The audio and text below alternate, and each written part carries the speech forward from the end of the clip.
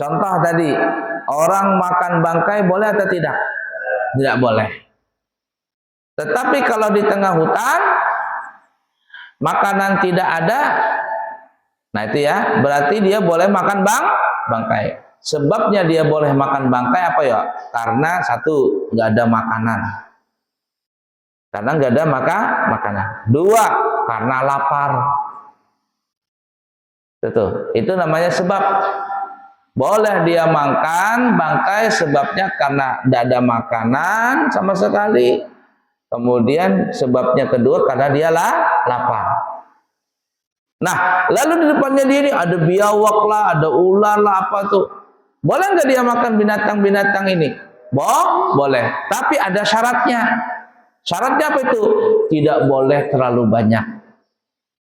Kata ulama, biqadri imsakir ruh. Dia makan bangkai tadi hanya sekedar untuk supaya dia tidak mati aja. Jangan mentang-mentang, wah ini kan halal. Kemarin kan haram makan bangkai ini, tapi dalam kondisi yang mendesak, kondisi lapar, tidak ada makanan lain, maka boleh dimakan. Iya boleh, tapi syaratnya nggak boleh orang Banjar membantas. Wah makan banyak-banyak sampai kenyang dia. Boleh? Nggak boleh. Biqadri imsakir ruh, hanya sekedar untuk menahan ruhnya tidak keluar, alias sekedar supaya dia tidak sampai mati. Kalau dia makannya cuman umpama setengah potong, setengah kilo, seperempat kilo umpama, atau sehimpil dua himpil jarang banyak makan, lalu dia sudah tidak lagi merasa lapar, sudah bisa bertenaga, maka cukup sampai di situ. Tidak boleh dia berlebihan dalam makan tadi. Kalau berlebihan, maka dia telah melampaui syaratnya tadi. Paham gak kira-kira? Nah itu tuh. Sama contoh tadi, orang dapat syahadah, sebabnya kenapa ya? Sekolah. Nah tapi sekolah ini tidak bisa juga seseorang sekolah lalu dapat syahadat, tidak bisa, kecuali ada syaratnya. Apa syaratnya? Ikut uji. Nah, ikut ujian itu namanya syarat. Ikut ujian itu namanya syarat. Sebabnya apa?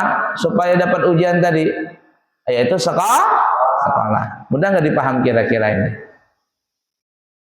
Nah, nanti banyak tuh pembahasan. Syarat ini mesti sesuai dengan apa yang telah disyaratkan, ya. Sebabnya itu juga harus sesuai dengan apa yang telah disyaratkan, yang telah disyariatkan maksudnya.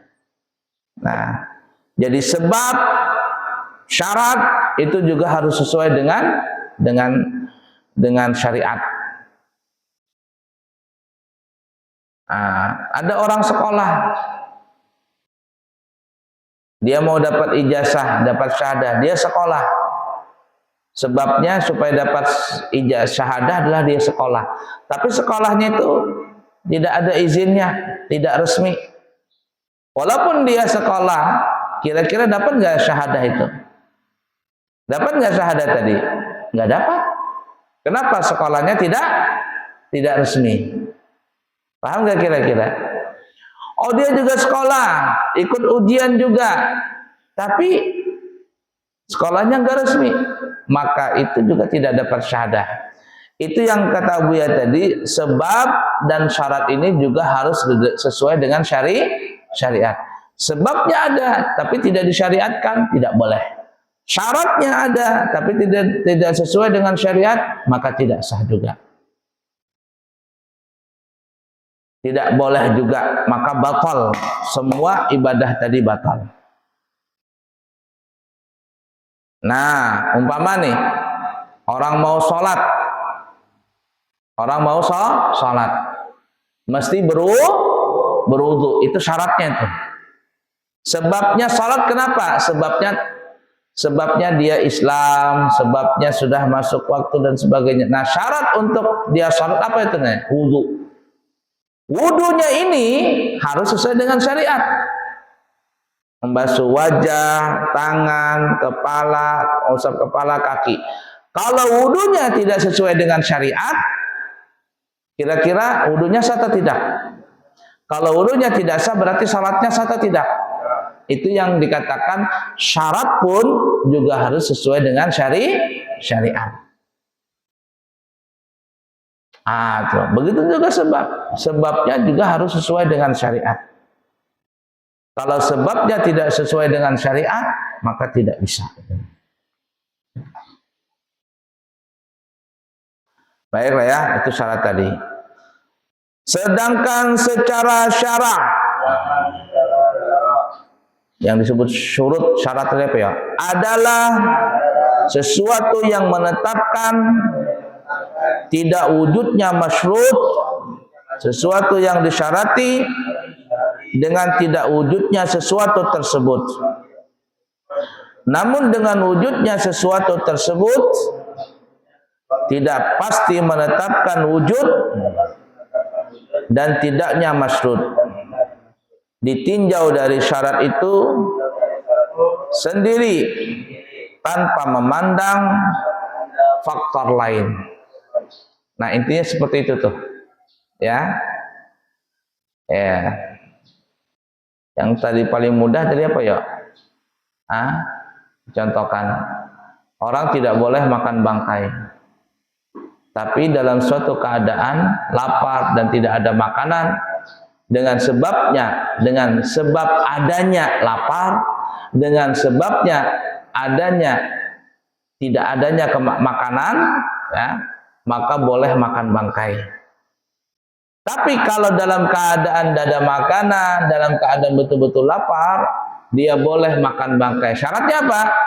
Syaratnya tidak boleh berlebihan dalam memakan bangkai. Kira-kira paham gak itu? Nah ya. Baik. Yang ketiga, mani' secara bahasa mempunyai arti penghalang di antara dua perkara. Mani' ada yang mencegah. Ada yang mencegah.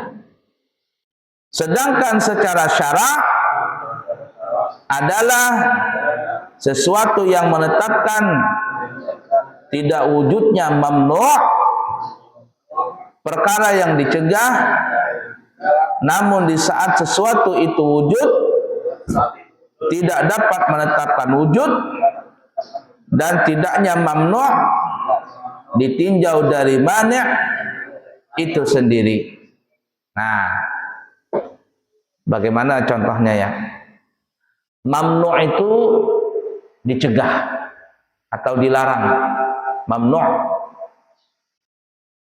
Nah, kenapa disebut dilarang? Karena ada mani', ada yang mencegah.